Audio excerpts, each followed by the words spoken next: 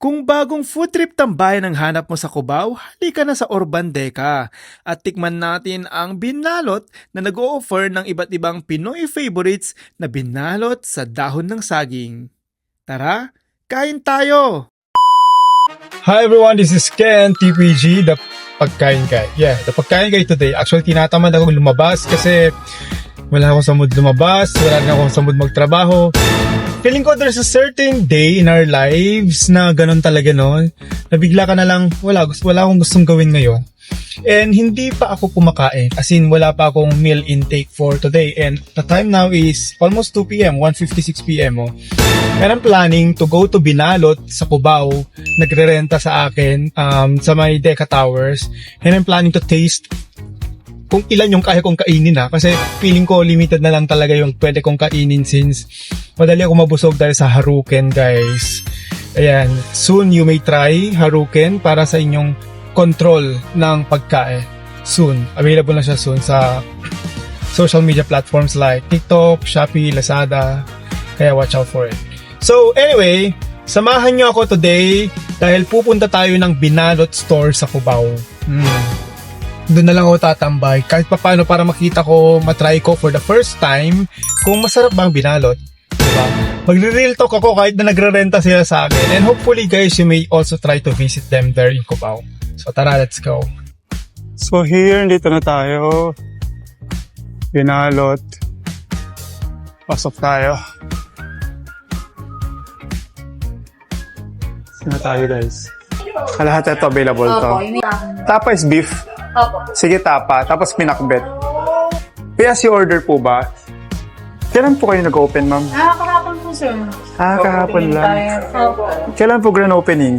Wala pa po sasabi po si owner po namin. Okay. Marami naman na bumibili. Opo.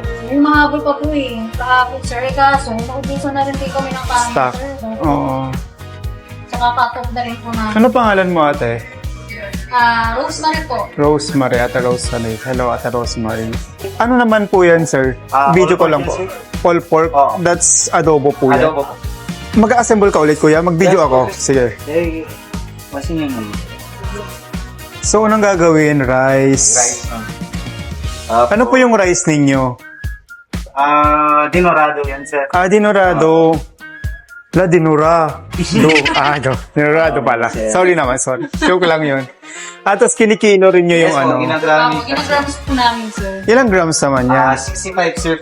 Tapos, Yan yung standard. yes, standard. Ano ko si ate, huwag kang magtiwala dyan. Feeling ko pag nagutom yan, hindi yan ano. Babawa, sir, ng konti. Oh, Sir, bawal. bawal talaga. Kasi may CCTV, oh. Opo. Tsaka nalalaman po yan sa kung may kulang po.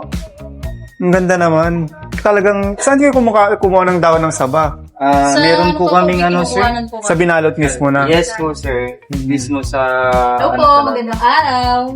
May table pa ba? Nasa taas. Opo, meron po. May available pa, ha? Opo. Bakit mayo pa yun? Oh, ang ganda naman, bilis. Sige, punta na ako sa taas. Yeah. Sige, sir. Dalawa po, tanong lang, sir. Okay, thank you. Ganda, ang ganda ng ano. So, this is... Ito yun, guys. Ang ganda, no? Ang liit ng space pero napaganda nila.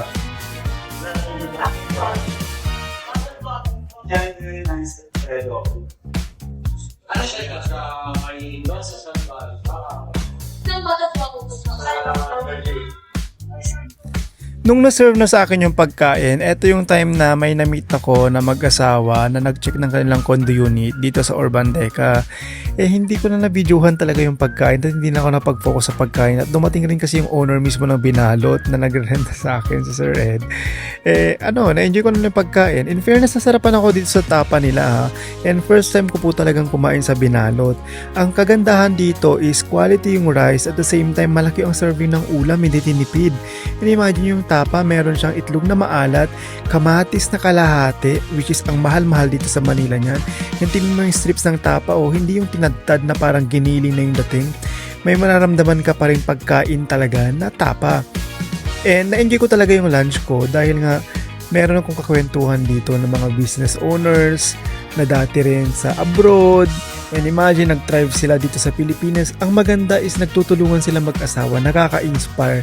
Na napag-usapan ni rin namin yung mga politics, ganyan, mga present business situation dito sa Pilipinas. Kaya masarap pala mag-lunch.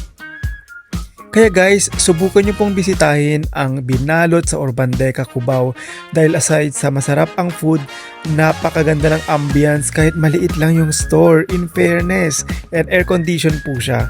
So abangan nyo rin po sila sa Foodpanda, Grab, and other online platforms. Ang rating ko dito sa tapa na natikman ko, 9.5 out of 10. O tingnan mo, ubos na ubos. Gutom yarn. And maraming salamat. Yun lang. Bye-bye. This is Kenyong, TPG all the way. Ruben Shem, TPG, good vibes only with Kenyong Bay.